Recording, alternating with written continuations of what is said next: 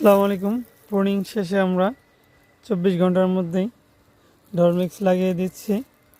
ডরমিক্সের কাজ হচ্ছে দ্রুত ঘুমন্ত বাটকে ফুটিয়ে তোলা।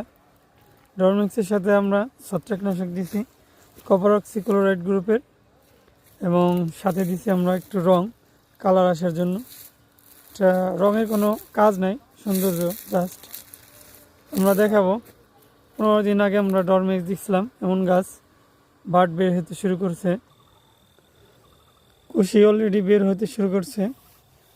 হ্যাঁ, আলহামদুলিল্লাহ, দেখেন প্রত্যেকটা বাড়েই কুশি আসতে শুরু করছে।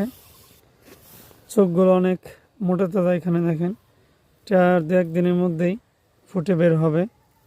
এটা আমাদের ভ্যালেজ অলরেডি যে দেখেন ফুটে গেছে, ফুটে বের হবে। তো বন্ধুরা, আমাদের নিয়মিত আপডেট পাবেন ইনশাল্লাহ। ধন্যবাদ।